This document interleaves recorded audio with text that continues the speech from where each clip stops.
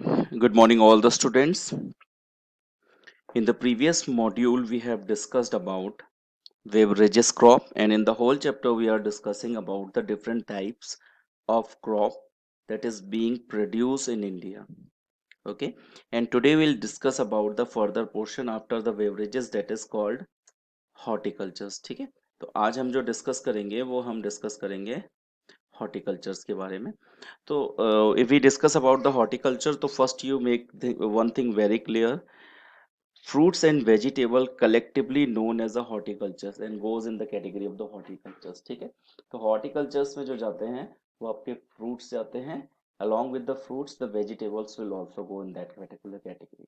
Few of the basic and the important points that I have selected for you that is important for the horticulture crops are given on the screen. Just take a look.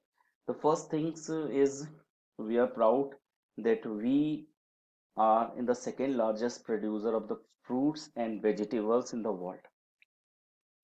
India is a producer of the tropical as well as temperate fruits. देखिए, we have both types of the fruits and all types of the fruits are being utilized by each and every person of the Indian, and each and every types of the fruit, whether you are living in a temperate zone or you are living in a tropical areas, you will get each and every type of the fruits. ठीक है, अब हम लोग discuss करेंगे which type of the fruits is being produce in which states. और आप ये भी समझ सकते हो कि कौन से स्टेट्स का कौन सा फ्रूट्स जो है वो इम्पोर्टेंट है या फेमस है. जैसे मैंगो जनरली महाराष्ट्र के, आंध्र प्रदेश के, तेलंगाना, उत्तर प्रदेश और West Bengal, they are very famous for growing of the mangoes, and these mango will be available in any parts of the country. You can get these mango.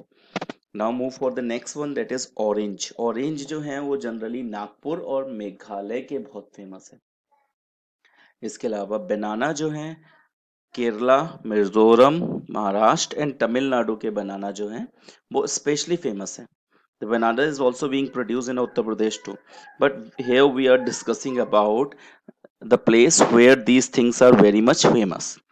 If we talk about lychee and guava, लीची और ग्वाबा के लिए जो है Uttar Pradesh and Bihar are very important state, and litchi and guava of the Uttar Pradesh and Bihar are very famous. ठीक है, pineapple from Meghalaya, grapes of Andhra Pradesh, Telangana, Maharashtra, apple, peas, apricots, walnut of Jammu and Kashmir and Himachal Pradesh are a great demand in the world over. ठीक है, इसके अलावा India is an another important producer of pea, cauliflower, onion, cabbage, tomato, brinjal and potato.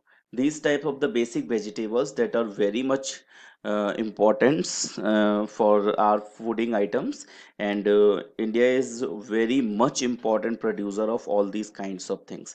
So all this will go in the category of the horticulture. So apart from the, as we have earlier discussed about, जो हमने पहले discuss किया था कि granaries type of crops, जिसमें rice आए थे, wheat थे, मिलेट्स थे, पल्सेस थे, सीरियल्स थे.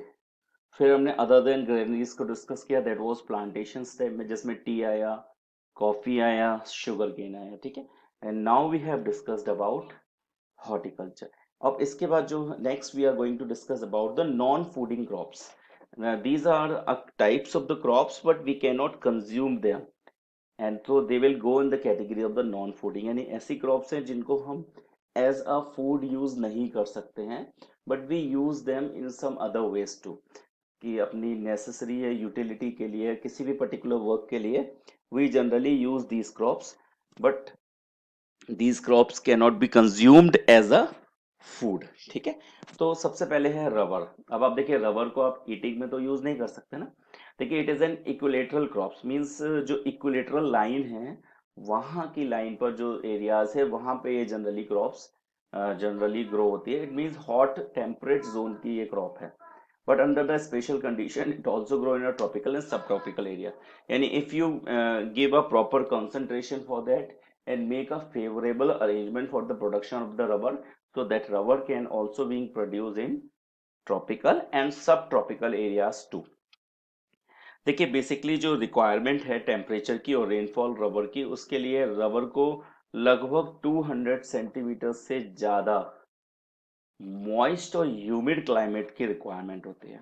मीन्स ह्यूमिडिटी बहुत ज़्यादा होनी चाहिए और मॉइस्ट क्लाइमेट होना चाहिए, और एक अराउंड 25 से अबव टेम्परेचर। जैसे मैंने आपको यहाँ पे स्टार्टिंग में ही बोल दिया कि वो इक्विलेटरल क्रॉप की कैटेगरी में जाती है। तो इक्विलेटरल क्रॉप मीन्स ऐसी क्रॉप जो इक्विलेटरली सेंटर लाइन ऑफ द जो ग्लोब है उसमें जाएंगी, तो वहां पर सन की रेज डायरेक्ट पड़ती है, तो मोस्टली ज़्यादा टेम्परेचर रिक्वायरमेंट होता है। इसके अलावा जो इंडिया में रबर की इंडस्ट्रीज हैं, it's as it is basically a commercial crop. ये आपकी सस्टेनेबल क्रॉप नहीं है। सस्टेनेबल क्रॉप इसलिए नहीं होगी क्योंकि ये कंज्यूम नहीं की जा सकती। It's not goes under the category of the food crop. So it is basically a commercial crop. यानी कोई भी अगर पर्सन रबड़ का प्रोडक्शन कर रहा है तो उसका मेन मोटिव कंजप्शन नहीं होगा, उसको एज अ रॉ मटेरियल किसी भी इंडस्ट्री को सेल करना होगा।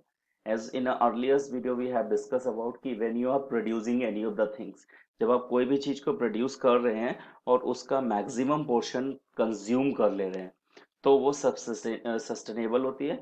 और अगर आप मैक्सिमम प्रोडक्शन उसका सेल कर दे रहे हैं, then this type of crop will go in the commercial category.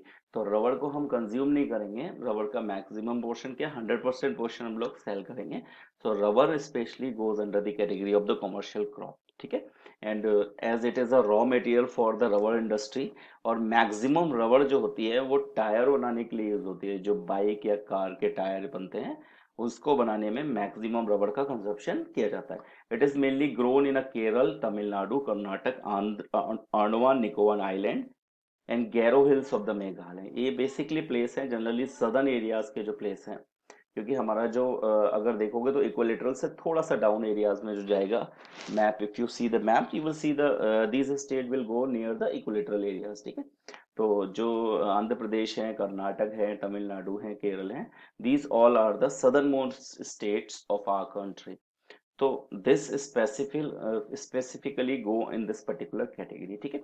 तो the first non food crops is clear.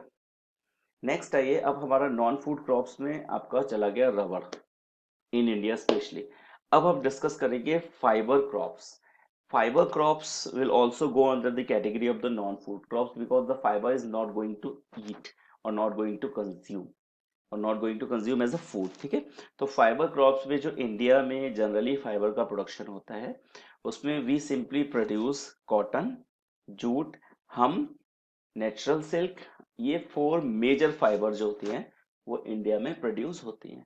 First three drive from the crops grown in the soil and later is obtained from the cocoons of the silk worms fed on the green leaves, specially mulberry. देखिए जो grain leaves होती है mulberry की, उस पे silk worm, इनमें से जो स्टार्टिंग थ्री हैं कॉटन, जूट और हम, ये थ्री क्रॉप्स स्वेल से प्रोड्यूस होती हैं और इनकी जनरल क्रॉपिंग होती है जैसे नॉर्मल व्हीट, राइस एक्सेट्रा की होती है। लेकिन जो लास्ट है आपका, जिसको नेचुरल सिल्क बोलते हैं, वो एक सिल्क वॉर्म होता है, जिस एक वॉर्म को हम लोग कोकून से बोलते हैं, तो वहां से वो प्रोड्यूस किया जाता है। रियरिंग, अगर कोई भी एक ऐसा पर्सन है जो सिल्क वॉर्म को रियरिंग का काम करता है और सिल्क फाइबर को प्रोड्यूस करने का काम करता है, तो this specific sector is known as a sericulture. जैसे एग्रीकल्चर है, तो एग्रीकल्चर में we go for all the production and cropping areas.